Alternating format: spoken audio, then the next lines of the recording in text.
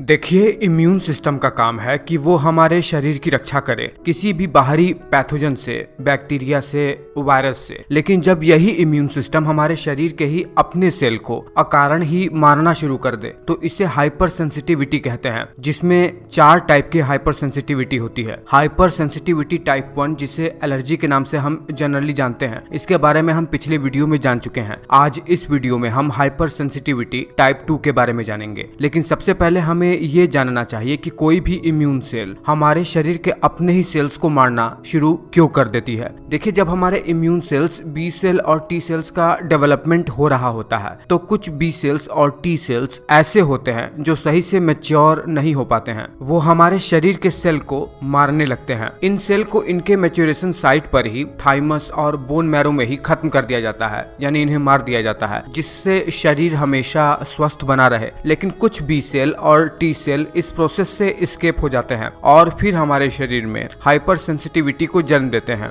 यानी वो मरते नहीं हैं बल्कि जीवित ही रहते हैं और शरीर में बीमारियां पैदा कर सकते हैं। देखिए, बी सेल का काम क्या होता है। ये बी सेल दरअसल एक वाई आकार में एंटीबॉडी नाम के प्रोटीन को रिलीज करता है, जो क्या करता है, किसी भी वायरस और बैक्टीरिया के सरफेस पर जो एंटीजन होते हैं उससे बाइंड हो जाता है, जिससे कोई भी वायरस या बैक्टीरिया सेल में एंटर ना कर सके। जैसे ही ये एंटीबॉडी किसी बैक्टीरिया या वायरस पर बाइंड होता है, तुरंत ही ऐसे कॉम्प्लीमेंट्री प्रोटीन, मैक्रोफेज और न्यूट्रोफिल एक्टिव हो जाते हैं जो इन बैक्टीरिया वायरसेस को मारना शुरू कर देते हैं। लेकिन इस हाइपर सेंसिटिविटी टाइप 2 में, जो कि एक प्रकार का ऑटो इम्यून डिजीज ही है, उसमें क्या होता है कि यही एंटीबॉडी हमारे नॉर्मल सेल पर जाकर अटैच हो जाते हैं और उन पर कॉम्प्लीमेंट्री प्रोटीन, मैक्रोफेज और न्यूट्रोफिल्स जैसे सेल्स काम करना शुरू कर देते हैं और उन्हें डिस्ट्रॉय कर देते हैं। और ये एंटीबॉडी नॉर्मली हमारे सेल पर 2 तरीके से फॉर्म हो सकते हैं। अगर कोई कारण से एंटीजन हमारे शरीर में इंटरनली ही बना हो या कोई एक्सटर्नल सब्सटेंस लेने से शरीर में ऐसे एंटीजन आ जाएं जो एंटीबॉडी से जाकर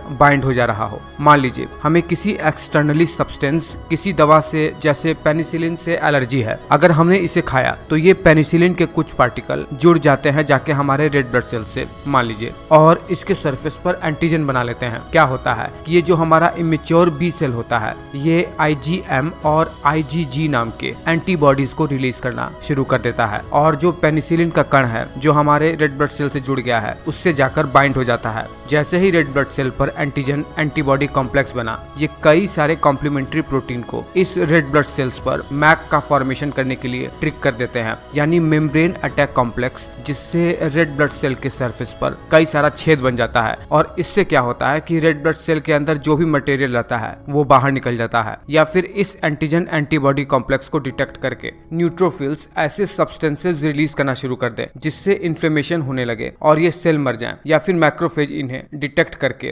फैगोसाइट कर दे, मतलब इन्हें खाना शुरू कर दें। इन सब कंडीशन में हो ये रहा है कि जो हेल्दी सेल है हमारे शरीर के अंदर, जो हमारे शरीर के लिए बहुत ज्यादा इंपॉर्टेंट है, उसमें हमारा अपना इम्यून सेल ही इन हेल्दी सेल को किल करना शुरू कर दे रहा है, जिसे ऑटो इम्यून डिजीज के नाम से हम लोग जानते हैं। इस प्रकार के हाइपर सेंसिटिविटी को दरअसल साइटोटॉक्सिसिटी के नाम से जाना जाता है। मतलब कुछ ऐसे सब्सटेंस, चाहे वो शरीर के अंदर से आ रहे हो चाहे शरीर के बाहर से आ रहे हो, वो हमारे शरीर के नॉर्मल सेल के लिए टॉक्सिक हो जा रहे हैं। देखिए, बहुत ज्यादा शॉर्ट में मैंने ये वीडियो बनाया है। उम्मीद करता हूँ कि आप ये बात समझ गए होंगे और मेरी मेहनत सफल हुई होगी।